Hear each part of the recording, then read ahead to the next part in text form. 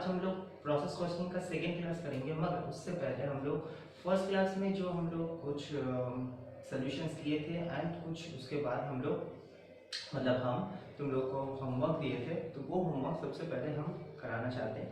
और इसलिए कराना चाहते हैं क्योंकि बात तो ये बोलता है कि तुम लोग करना तुम लोग को होमवर्क तुम लोग को ही करना चाहिए, सही, मगर हमको इसलिए करा देना पड़ रहा है कि ताकि तुम लोग समझ लो कि ये होमवर्क करना कितना ज़रूरी है। क्योंकि बहुत सारा सम्स ऐसा भी होता है, बहुत ज़्यादा इजी है, बहुत सारा सम्स ऐसा भी होता है कि तुम लोग से हैंडल नहीं हो पा रहे, तो इसलिए हम कर दे रहे। मगर अगर ये चीज़ को तुम लोग एडवांटेज ले रहे हो कि शायद तो करा दे रहे, तो ये गलत बात होगा। क्योंकि हर सम्स का हम वर्किंग या उसका सोल्यूशन हम नहीं कर सकते। क्यों नहीं कर सकते? क्योंकि तुम लोग को वो रिस्पॉन्सिबिलिटी है। मेरा रिस्पॉन्सिबिलिटी हम कर दे रहे, क्लास दे रहे, क्लास का होमवर्क भी मोटा मोटी हम कर दे रहे, मगर हर होमवर्क अगर हम कर देंगे तो तुम लोग का कुछ अच्छा नहीं होगा। खाली तुम लोग सम्स को उठा लो, इससे तुम लोग का दिमाग का बात को खुलेगा नहीं। क्योंकि एग्जाम हॉल में तुम लोग को ही एग्जाम देना है। तो मेरा बात समझो, हम किस लिए बोल रहे हैं, तुम लोग का अच्छा के लिए बोल रहे हैं। तो जो लोग होमवर्क नहीं कर रहे वो लोग होमवर्क करना स्टार्ट कर दो, और जो लोग होमवर्क कर रहे हो वो लोग का अच्छा है। और जो जो चैप्टर हो चुका है, जो जो चैप्टर हो जा रहा है, उसको फिर से रिविजन्स करो। जितना रिविजन्स करोगे, जितना तुम लोग का प्रैक्टिस होता जाएगा, उतना तुम लोग का ही अच्छा है, ठीक है। ज़्यादा बात नहीं करेंगे और बोर नहीं कर रहे, डायरेक्ट समझ में आ जा रहे। तो हम जो होमवर्क दिए थे वो ये था कि 2 नंबर 2, 4 एंड 5 आई थिंक, ठीक है ना। 6 से हम बोले थे कि कराते हैं। तो 2 का सोल्यूशंस हम दे रहे, देख सकते हो तुम लोग। एक बार हमको सबसे पहले पढ़ ले, ठीक है ना, एक बार पढ़ ले। The following manufacturing product A require to 3 distance of the process, 3 distance से 3 डिफरेंट स्टेज से वो प्रोसेस को कंप्लीट करता है, उसका कंप्लीशन होता है। On the completion of the product is process from the process 3 to finish stock. ये तो हम लोग भी जानते हैं, process 3 is the last stage of this product. तो उसके बाद कहाँ पर जाएगा? उसके बाद ऑब्वियसली फिनिश स्टॉक में जाएगा। तो ये बोल दिया, नहीं भी बोलता, ठीक है। During the month of December 2019 the following the data was obtained. नीचे में दिया है, देख सकते हो, 1 2 3 प्रोसेस का दिया है। डायरेक्ट मटेरियल पहले टोटल कॉलम में क्या दिया है? टोटल कॉलम में ये जो प्रोसेस 1, प्रोसेस 2, प्रोसेस 3 का जो मटेरियल है, वैसे प्रोसेस 1 एंड प्रोसेस 2 का ही है, वो दोनों का ऐड करके इसका टोटल दिया। सर टोटल देना क्या जरूरी है? हम लोग को देना पड़ेगा? नहीं भाई, ये प्रॉब्लम में दिया है, ऐसा कोई काम नहीं है। डायरेक्ट लेबर का भी टोटल दे दिया, उसका ब्रेकअप्स ए बी सी में, 1 2 3 में देख सकते हो। डायरेक्ट एक्सपेंस का भी दिया है 8000, और उसका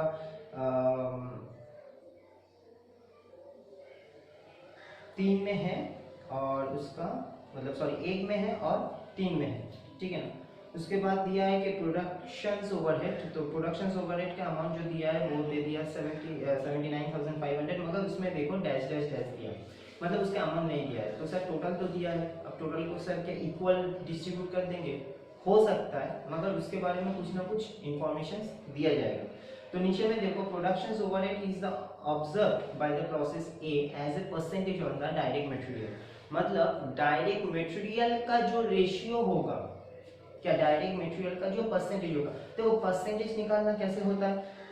जो इंडिविजुअल लेबर है, देखो जैसे कि 12,500, 6,000, 8,000, इसको डिवाइडेड 26,500 से कर दो, इंटू 100 मार दो।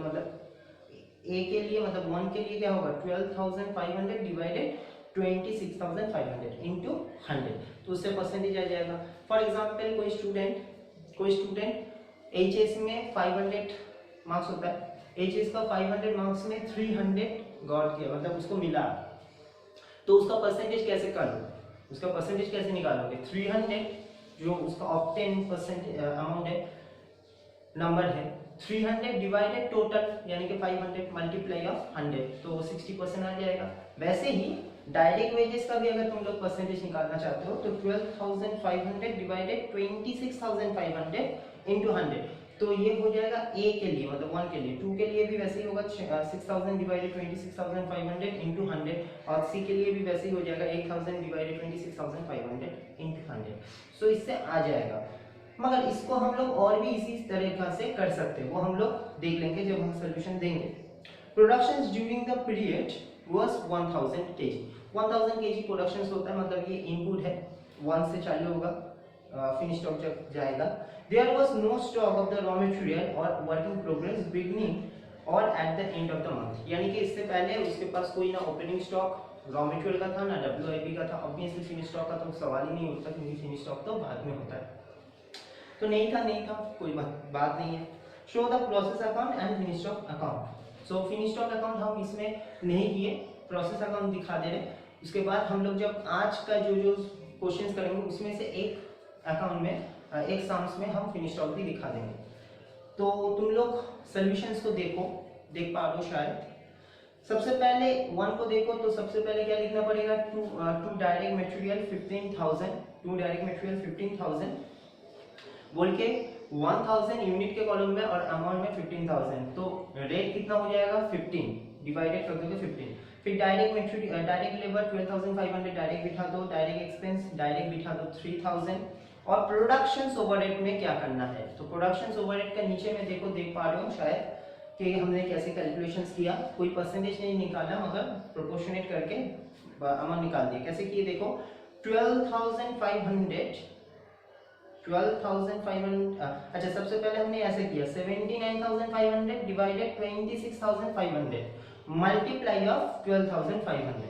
इससे भी ऐसे भी करोगे तो तुम लोग को वो आ जाएगा, मतलब क्या बोलते हैं, अमाउंट आ जाएगा, क्योंकि हमने डायरेक्ट रेशियो से किए, रेशियो टाइप कैलकुलेशंस किए, इंडिविजुअली रेशियो नहीं निकाले, टोटल से ही रेशियो निकाल दिए। तो इससे आ गया। ओके,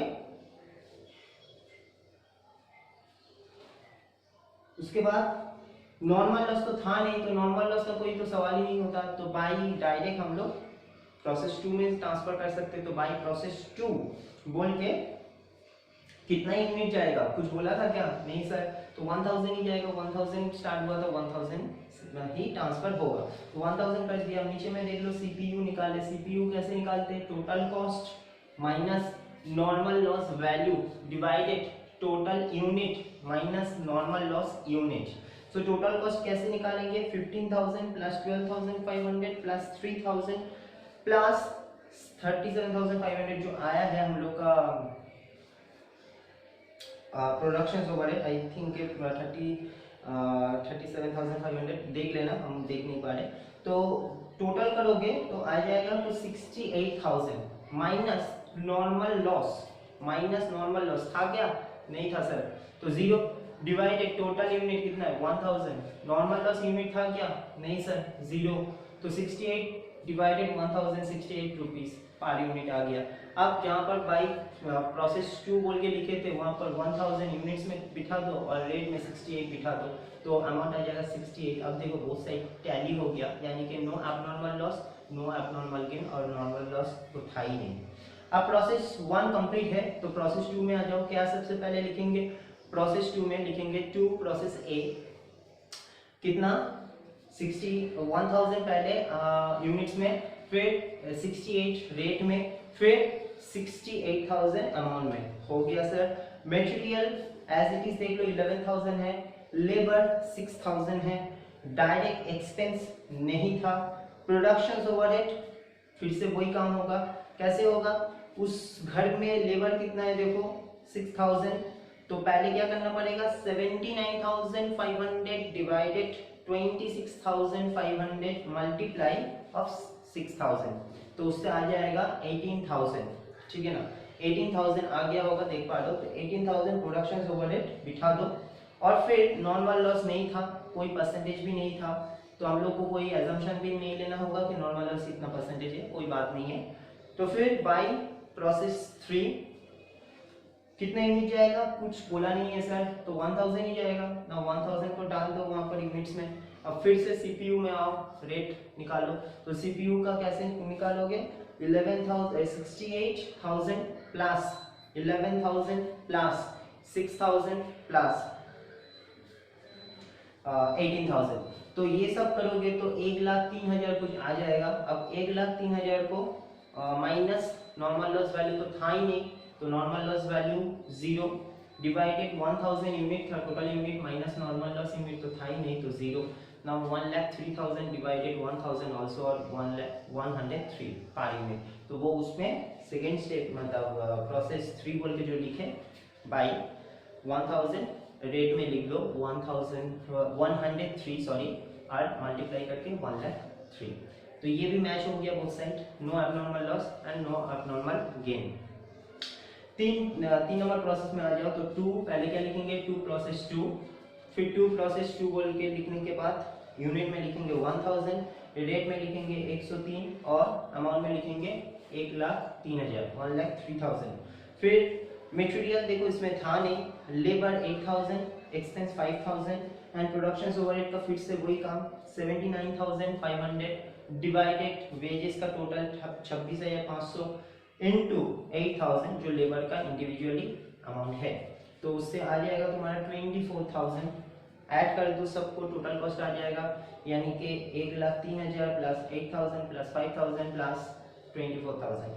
इसको ऐड करोगे तो 1,04,000 आ जाएगा। फिर minus normal loss 0, normal unit 0, तो डायरेक्ट 1000 यूनिट से डिवाइडेड कर दो तो 1,40,000 डिवाइडेड 1000 इट शुड बी 140।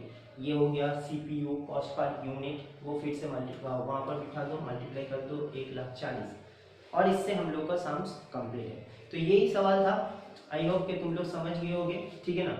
और हमने बोर्ड में नहीं करा इसलिए क्योंकि तुम लोग इससे इजी जल्दी फटाफट हो जाएगा, इसलिए बोर्ड में नहीं करा है, ठीक है ना। दूसरा प्रॉब्लम को देखो, 4 नंबर को भी हम सॉल्यूशंस कर दिए, एक बार पहले पढ़ लें। In the factory a product is produced through the 2 distance of the process। अच्छा बात है कि 2 प्रोसेस दिया है। From the following data using the month of December 2019। Process A, process B. Process unit में क्या बोले, मतलब सॉरी कॉस्ट में क्या बोले, एलिमेंट्स ऑफ कॉस्ट में unit introduce in units. Units मतलब होता है, देखो ऊपर में हमने रुपीस कॉलम भी तो दिया, इसलिए हमने मेंशन कर दिया कि यूनिट्स, और तुम लोग भी समझ सकते हो कि इंट्रोड्यूस हमेशा यूनिट से होता है। सो ए ने कितना इनपुट किया था 2000, बी में कितना 1,800 सर, ठीक है। ट्रांसफर नेक्स्ट प्रोसेस और फिनिश स्टॉक में क्या जा रहा है, ए से बी में जब जाता है तो ए के घर में देखो ट्रांसफर में कितना दिया 1,800, बी में भी देख सकते हो ऊपर में 1,800 ही था, मतलब ए ने बी को ट्रांसफर किया 1,800, तो ऑब्वियसली बी का जो रिसीप्ट होगा 1,800 ही होगा, इसलिए दो जगह देख सकते हो 1,800 है। और फिर बी से जब फिनिश स्टॉक में जाता है लास्ट स्टेज में तो 1,750 हो गया सर। डायरेक्ट मटेरियल दे दिया, डायरेक्ट लेबर दे दिया। अच्छा एक आइटम मिसिंग है 2,800 एंड 2,240 का, तो वो होगा डायरेक्ट एक्सपेंस, ठीक है ना, वो मिस आउट हो गया, तो प्लीज वहां पर लिख लेना तुम लोग डायरेक्ट एक्सपेंस। तो ये हो गया, और उसके पीछे देखो क्या इंफॉर्मेशन था, the normal loss in each process 5% and the sold is 2 per unit, मतलब हर एक नॉर्मल लॉस को जो वेस्टेज है उसको हम लोग बेच सकते हैं। स्क्रैप वैल्यू हम लास्ट क्लास में भी बोले थे, एक बार देख लेना वहाँ पर क्या हम बोले थे, ठीक है ना। तो इसको हम लोग बेच सकते हैं कि ₹2 से 5%, और 5% जो है वो ईच प्रोसेस के लिए है, तो दोनों के लिए 5%। There is no opening stock of raw material and WIP of ending the month, मतलब पहले साम्स में भी था कि ओपनिंग स्टॉक क्लोजिंग स्टॉक नहीं है, मतलब ठीक है, कोई प्रॉब्लम नहीं। Prepare a process account, 2 process होगा बस खत्म।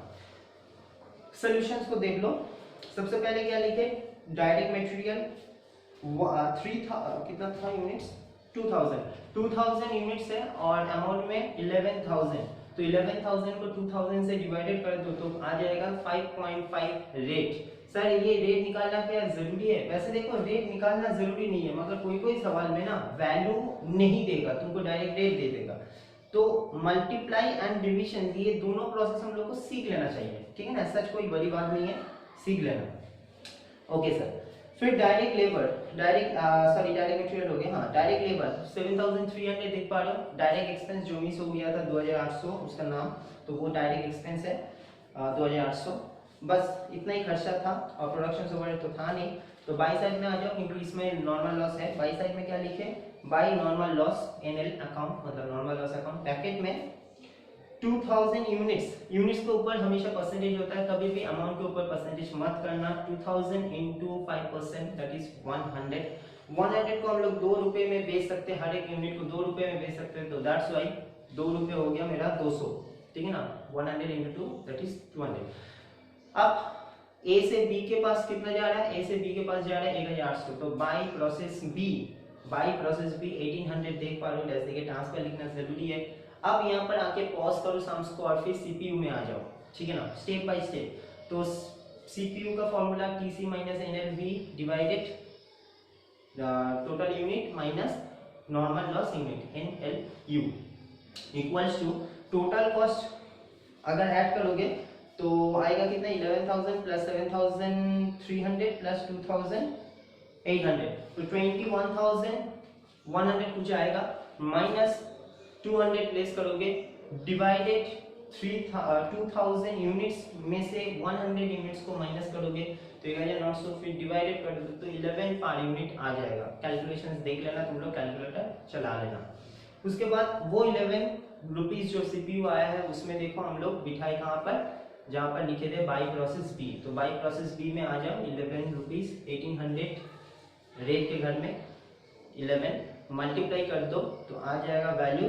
और फिर समझ सकते हो कि इस साइड में कितना आया सर 100 आया नॉर्मल लॉस में, इस साइड में 1800, तो टोटल कितना हो रहा है क्रेडिट साइड का 1900 यूनिट्स, मगर डेबिट साइड में कितना हो रहा है 2000, तो कम कौन सा साइड में पड़ रहा है अभी भी क्रेडिट साइड में, तो क्या बोलेंगे by abnormal loss, balancing figure लिखना जरूरी है। So by abnormal loss balancing figure 100 units shortage है, तो वो उसका रेट क्या होगा, ऑब्वियसली हम लोग जानते हैं कि सीपीयू का जो रेट होता है वो मतलब ट्रांसफर रेट में, एब्नॉर्मल लॉस रेट में एंड एब्नॉर्मल गेन रेट में अप्लाई होता है।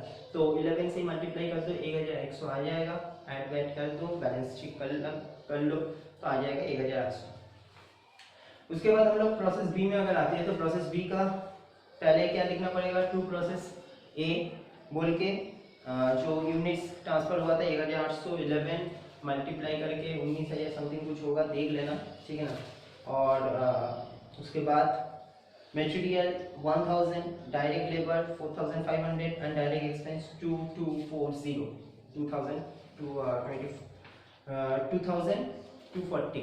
ठीक है। उसके बाद बाई फिर से नॉर्मल लॉस किसके ऊपर होगा सर, फिर से 2000 के ऊपर होगा, नहीं भाई क्यों सर, क्योंकि 2000 पहला यूनिट का था, मतलब पहला प्रोसेस का था, दूसरा अभी कौन सा प्रोसेस में हम लोग बिलोंग कर रहे हैं सर, बी में, बी का यूनिट कितना है 1800, तो 1800 का नॉर्मल लॉस होगा, ठीक है, 1800 का 5% नॉर्मल लॉस होगा, तो ब्रैकेट में 1800 into 5% that is 90 and rate तो दे ही दिया था 2 रुपए, मल्टीप्लाई कर दो 180। फिर से टोटल कॉस्ट में आ जाओ सीपीयू, तो टोटल कॉस्ट सबको डेबिट साइड का जो भी कॉस्ट है, ठीक है, ऐड कर दो और ऐड करने के बाद जो आएगा माइनस नॉर्मल लॉस वैल्यू 180 देख सकते हो, डिवाइडेड 1800 टोटल यूनिट था उस घर के लिए, उस अकाउंट के लिए, minus 90 units normal loss unit, divided करके जो आएगा वो आ जाएगा तुम्हारा कितना, डिवाइडेड करके रेट आ जाएगा 16, ठीक है ना। फिर वही 16 फिर से वहां पर बिठा दो जहां पर ट्रांसफर बोल के लिखे होगे, ट्रांसफर तो लिखे नहीं अभी तक, तो पहले ट्रांसफर बोल के लिख लो प्रोसेस बी में, by finish stock account, by finish stock account कितना देख सकते हो, बी का ट्रांसफर हो रहा है 1750, तो 1750 मल्टीप्लाई ऑफ 7 रेट में 16 दे देना, तो मल्टीप्लाई करके जो भी आएगा वो वैल्यू। मगर अगर हम लोग इसको ऐड करते हैं क्रेडिट साइड को तो देख लो, डेबिट साइड में टोटल यूनिट है 1800, क्रेडिट साइड में 1750 और ऊपर में नॉर्मल लॉस है 90, तो 1750 प्लस 90 इट वुड बी 1840, यानी कि 40 unit shortage of debit side, यानी कि टू साइड में। तो टू साइड में अगर डिफरेंस आता है तो हम लोग क्या बोलते हैं उसको, abnormal gain is 40 and rate also 16 multiply कर देना तो आ जाएगा 480 कुछ ऐसा वैल्यू कुछ आएगा, और सॉरी 640 कुछ आएगा, और उसके बाद आ जाएगा तुम्हारा, हाँ बैलेंसिंग फिगर लिखना जरूरी है, वो साइड टैली हो जाएगा, खत्म। आई होप समझ गए होगे, सही है ना, ये प्रोसेस सही है, प्रोसेस भी सही है और ये प्रोसेस भी सही है, बोर्ड से अच्छा है कि ये वाला। ओके 5 नंबर, मगर हमेशा तुम लोग इसको एडवांटेज में मत लो, बार बार हम बोल रहे हैं एडवांटेज इसको मत लो कि सर तो सब सॉल्यूशंस करते रहे हम लोग घर बैठे रहेंगे, नहीं, एग्जाम तुम लोग का है, पढ़ाई तुम लोग का है, हम खाली हेल्प कर सकते हैं, मगर ईच एंड एवरी टाइम में नहीं, ईच एंड एवरी सम्स में नहीं, तुम लोग को दिमाग खटाना पड़ेगा, ठीक है ना। अच्छा तुम लोग को होगा भाई, मेरा कुछ अच्छा नहीं है, ठीक है ना। ओके, सो 5 नंबर में देखो, Y limited produce a single product which undergoes two process, मतलब वो 2 प्रोसेस से जाता है, अच्छी बात है। From the following data prepare a process accounts, sir इतना तक तो जानते थे।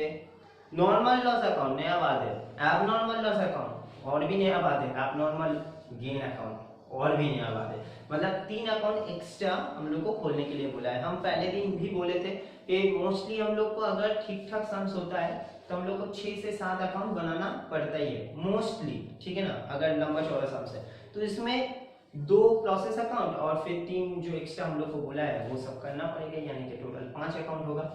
मगर हम पहले प्रोसेस अकाउंट्स का जो 2 अकाउंट है वो हम दिखा दे रहे सोल्यूशन में, और जो बाकी जो तुम लोग का normal loss account, abnormal loss and abnormal gain है वो हम बोर्ड में दिखा देंगे, क्योंकि इसको समझा के हमको बोलना है, ठीक है ना। इसको हम कॉपी में समझा, तुम लोग समझ नहीं पाओगे, ठीक है, हम समझा देंगे मगर तुम लोग समझ नहीं पाओगे, इसलिए हम तुम लोग के सामने करना चाहते हैं।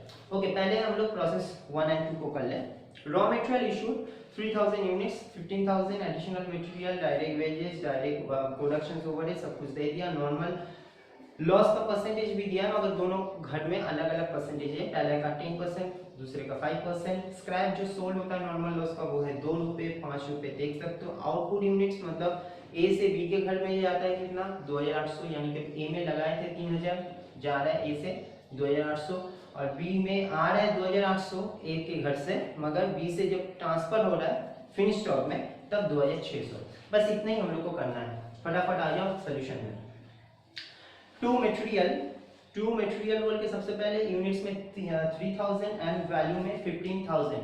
अब रेट निकालना बहुत आराम बात है, 5 रुपीज होगा, ठीक है ना।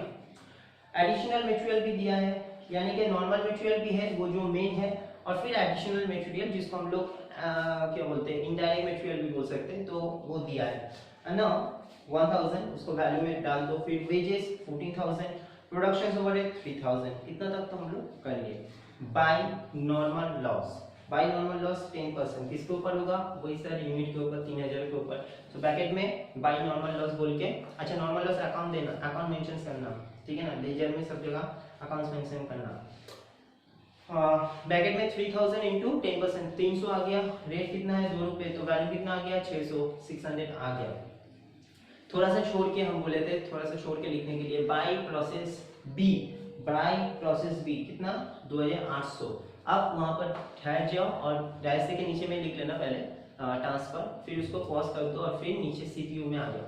तो सीपीयू का कैसे निकालेंगे, 15000 पहले डेबिट साइड पे ऐड कर दो, 15000 प्लस 1000 प्लस 14000 प्लस 3000, तो 33000 अप्रोक्सीमेटली कुछ आता है, माइनस 600 करने के बाद जो आएगा वो ये होगा डिवाइडेड, सॉरी 600 करके फिर माइनस 600 करके डिवाइडेड कर दो, 3000 माइनस 300।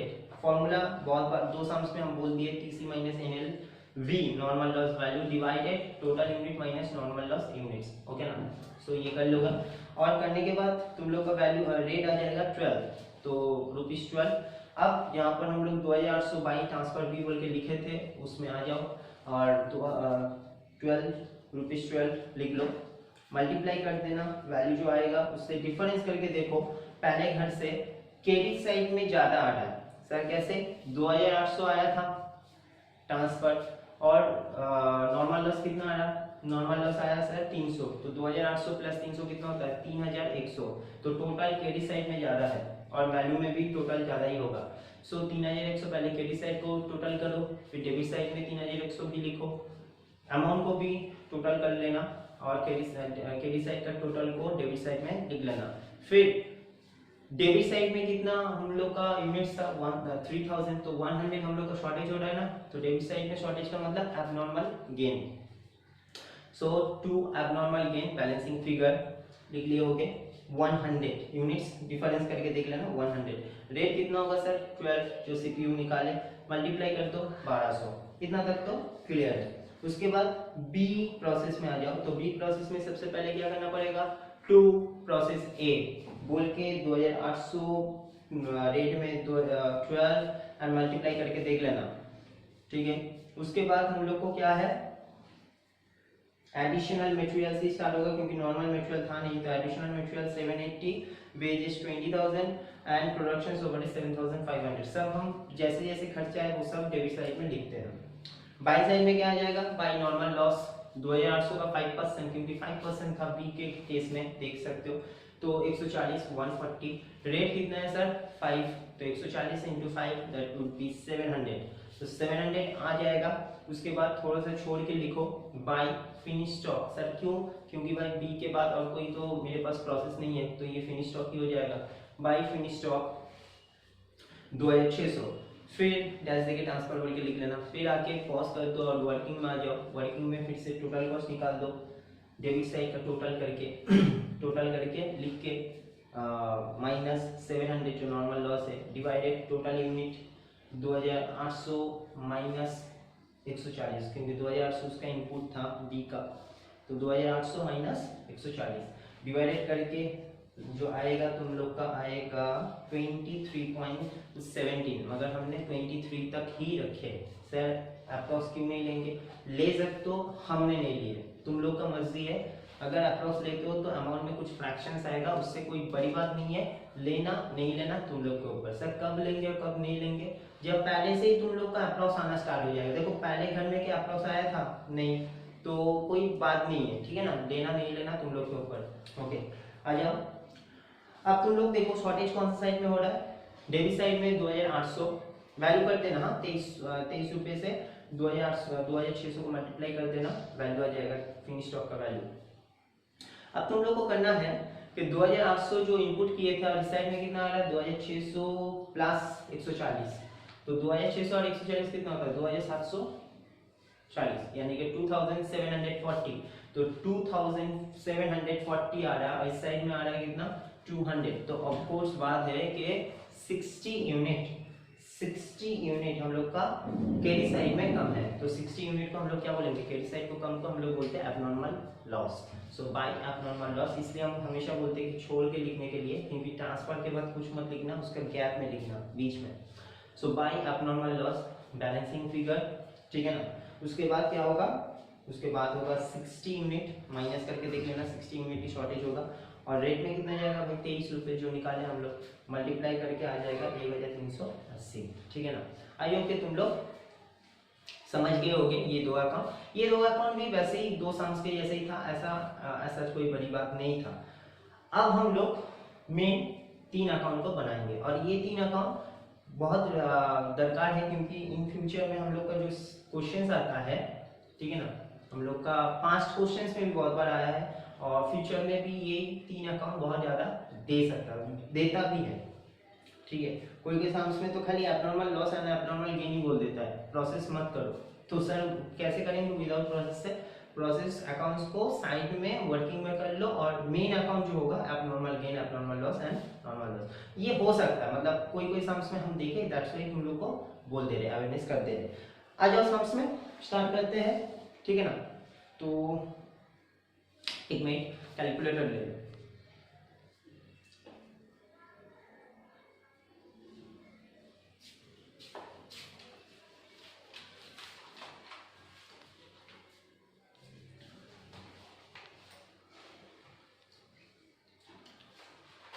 तो स्टार्ट करते हैं। सबसे पहले नॉर्मल लॉस अकाउंट में देखो, हम लोग दो अकाउंट से, प्रोसेस ए प्रोसेस बी, दोनों अकाउंट से नॉर्मल लॉस आया है, नॉर्मल लॉस को रोक नहीं पाए क्योंकि नॉर्मल लॉस है, वो तो हो गई। तो प्रोसेस ए में हम लोग नॉर्मल लॉस को कहां पर लिखे थे, बाय नॉर्मल लॉस अकाउंट, और प्रोसेस बी में भी वही बाय नॉर्मल लॉस अकाउंट। तो अगर प्रोसेस ए में या बी में बाय नॉर्मल लॉस अकाउंट लिखते हैं तो हक बनता है नॉर्मल लॉस में to process A and to process B लिखने का, सिंपल लीजर पोस्टिंग। चलो टू प्रोसेस ए अकाउंट, ठीक है, हम शॉर्ट में लिख रहे हैं। यूनिट था कितना 300 और रेट था इसका 2 रुपए, और वैल्यू 600। प्रोसेस बी से भी आया है, तो by process to process B, क्योंकि प्रोसेस बी में बाई नॉर्मल लॉस लिखे थे, बाई प्रोसेस बी अकाउंट। इसका कितना था 140, रेट था 5,700। ओके, फिर इसको हम लोग बाद में कंप्लीट कर रहे हैं, पहले पोस्टिंग कर ले। एबनॉर्मल गेन कौन से अकाउंट से आया था, ए अकाउंट से। तो प्रोसेस ए में क्या लिखे थे, 2 एबनॉर्मल गेन, देख सकते हो। तो एबनॉर्मल गेन में क्या लिखेंगे, बाय प्रोसेस ए, फिर से ले जाए क्वेश्चन। तो एबनॉर्मल गेन में लिखेंगे बाय प्रोसेस ए अकाउंट, कितना 100, रेट था 12 एंड वैल्यू होगा 1200। ठीक है, प्रोसेस बी से हम लोग का एबनॉर्मल लॉस आया था, तो बाय एबनॉर्मल लॉस बोल के प्रोसेस बी में लिखे थे। प्रोसेस एबनॉर्मल लॉस में क्या लिखेंगे, 2 प्रोसेस बी अकाउंट, कितना यूनिट आया था 60, रेट कितना था 27 रुपए, वैल्यू कितना था 1380।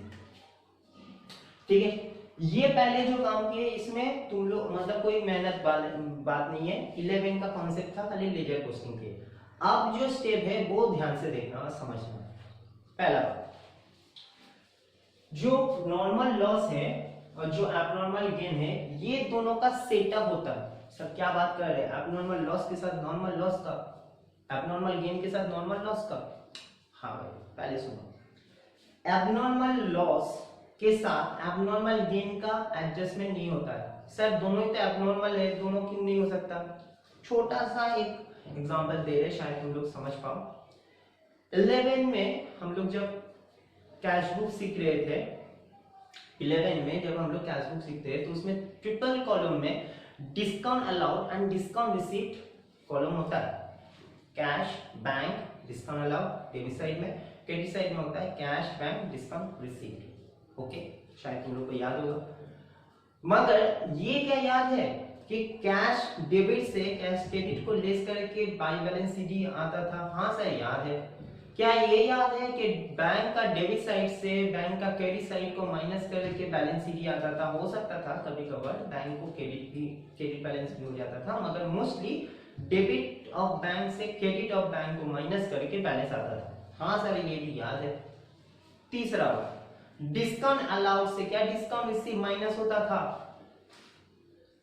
नहीं होता था। देख लेना, अगर तुम लोग को याद है तो अच्छी बात है, नहीं याद है तो एक बार कोई भी गूगल कोई भी कहीं पे भी तुम लोग देख लेना। ठीक है, अगर बुक है तो और भी अच्छा है, एक बार देख लेना। सर क्या मतलब है, discount allowed and discount received है, नाम डिस्काउंट एक ही बात है, प्रोनाउंसिएट भी एक ही है, मगर उन दोनों का कैरेक्टरिस्टिक्स अलग है। दैट्स व्हाई उसका बैलेंस नहीं होता था, वही टोटल ऐसे बैठ जाता था और वो फिर पीएल में ट्रांसफर होता था। तो यहाँ पर भी वही बात है, एबनॉर्मल लॉस एबनॉर्मल गेन, ये दोनों एबनॉर्मल ही है, मगर दोनों का कैरेक्टर नेचर वाइज अलग है। ये अनप्रेडिक्टेबल गेन है, ये अनप्रेडिक्टेबल लॉस है, दोनों का कैरेक्टर ही अलग है। ठीक है, तो दैट्स व्हाई इसको हम लोग एडजस्ट नहीं कर सकते। ये इंडिविजुअल अकाउंट है, इंडिविजुअल दोनों का लॉजिक है। मगर जब नॉर्मल लॉस होता है, वो नॉर्मल लॉस को हम लोग ऑब्वियस का बात है कि लॉस को तो लॉस के साथ, एबनॉर्मल लॉस के साथ एडजस्ट नहीं कर सकते। कभी किए लॉस के साथ लॉस को एडजस्ट हो ही नहीं सकता। प्रॉफिट के साथ लॉस का एडजस्ट होता है, जैसे कि प्लस माइनस माइनस होता है। ठीक है ना, तभी तो ना वो नेट सेटअप होगा। प्लस प्लस में तो प्लस हो जाएगा, माइनस माइनस में तो प्लस हो जाएगा। ठीक है ना, प्लस माइनस में माइनस होता है, नहीं तो माइनस प्लस में माइनस होता है। यानी कि दोनों अलग अलग, दोनों बैलेंस होना चाहिए, नॉर्मल लॉस और gain. Loss is a debit balance, gain is a credit balance. Loss loss दोनों डेबिट बैलेंस, तो इसका सेटअप नहीं हो सकता है। बात समझ में आया होगा अब तक। दूसरी बात, तो ये तो बात समझ गए कि नॉर्मल लॉस के साथ एबनॉर्मल गेन का सेटअप होता है। तो कैसा है, दोनों का ही ए और बी जो नॉर्मल लॉस दोनों से ही जनरेट हुआ है, तो क्या दोनों को ही एडजस्ट होगा? नो। जो जिस घर से एबनॉर्मल गेन हुआ है उसी घर का नॉर्मल लॉस को सेटअप होगा। हम फिर से रिपीट कर रहे हैं, जो जिस प्रोसेस से एबनॉर्मल गेन जनरेट हुआ है उसी अकाउंट से ही, उसी अकाउंट का ही नॉर्मल लॉस से वो गेन को सेटअप होगा। दूसरा घर का मतलब दूसरा प्रोसेस का नॉर्मल लॉस सेटअप नहीं होगा दूसरा एबनॉर्मल गेन के साथ। अगर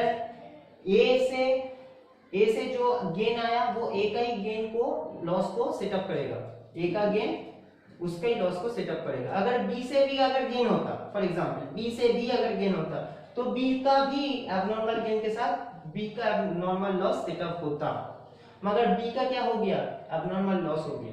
तो ये बी वाला जो 140 है ये सेटअप नहीं हो सकता क्योंकि ये तो लॉस है और फिर से यहाँ से लॉस अराइज हो गया तो सेटअप तो नहीं हो सकता। ओके, तो यहाँ पर सेटअप जो होगा वो यहाँ पर लिखना पड़ेगा बाय, क्योंकि बेसिकली देखो एबनॉर्मल गेन जब जनरेट होता है, गेन मतलब प्रॉफिट इनकम क्रेडिट होता है, अब उसको सेटअप करेंगे तो वो क्या हो जाएगा, इट विल बी डेबिट। और नॉर्मल लॉस जब जनरेट होता है वो क्या होता है, डेबिट, लॉस है नॉमिनल अकाउंट।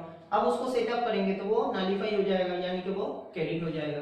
जैसे कि कॉल्सिन एरिया क्लास 12 में करके आए होंगे, तो कॉल्सिन एरिया क्या होता है, जब जनरेट होता है bank account debit, calls in arrear account debit, equity shares, allotment, call etcetera, ठीक। मगर जब फॉरफिचर होता है, फॉरफिटिंग हो जाता है तो कैंसिल हो जाता है कॉल्सिन एरिया, तो calls in arrear goes to credit, equity share capital to calls in arrear to share forfeiture. So that's why कोई भी चीज अगर हमको जनरेट करना है तो उस अकाउंट में ज्यादा करना है, अगर कोई चीज को हमको सेटअप करना है, नलिफाई कर देना है तो उसको ऑपोजिट बैलेंस में हमको करना है। सो जनरल क्या होगा सेटअप का, abnormal gain account debit to, abnormal gain account debit to normal loss. तो नॉर्मल लॉस में क्या लिखेंगे, by abnormal gain, by abnormal gain कितना। अब देखो यहाँ पर यूनिट कितना है गेन का 100, यहाँ पर लॉस का यूनिट कितना है 300। क्या 300, मेरे पास 100 है, अब 300 क्या हम सेटअप कर पाएंगे, सोच के देखो, नहीं सर, कहां से होगा, तो ऑब्वियसली हम मैक्सिमम कितना दे पाएंगे 100 इसे सेटअप कर पाएंगे।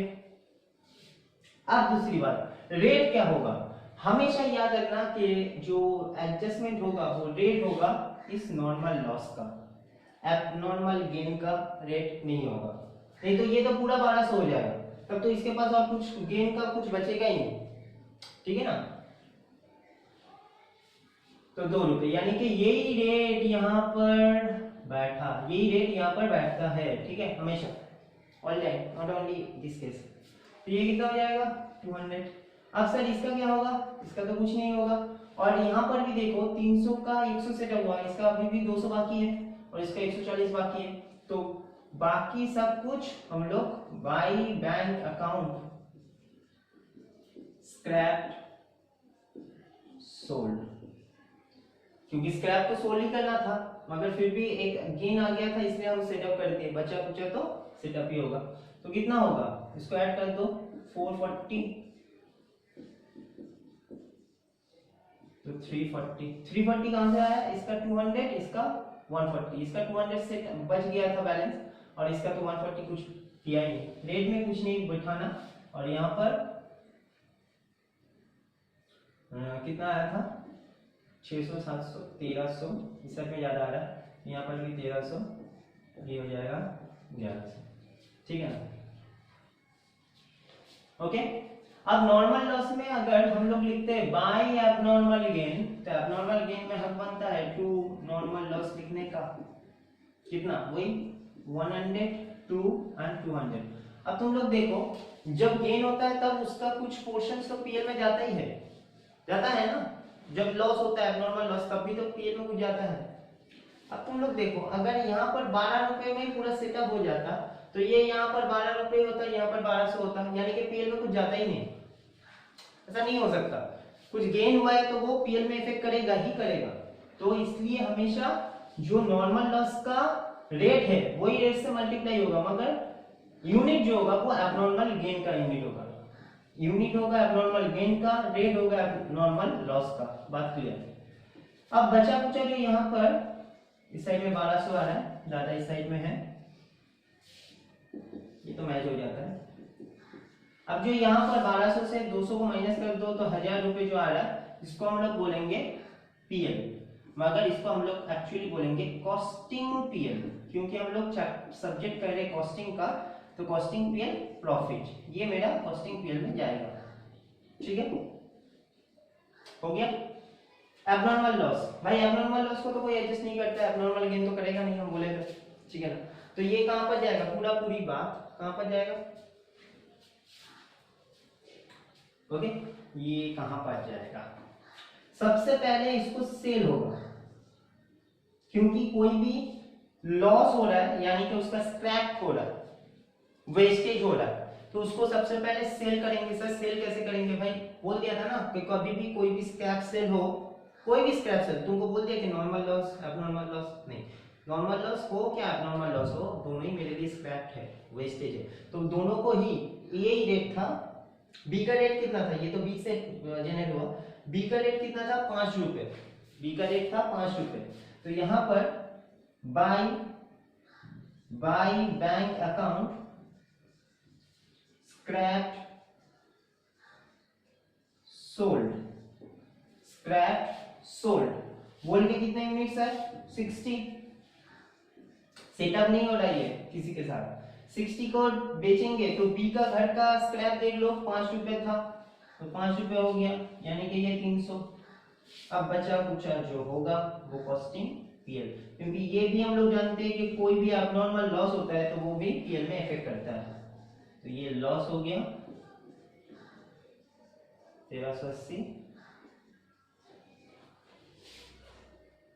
सॉरी तो 60 होगा ना,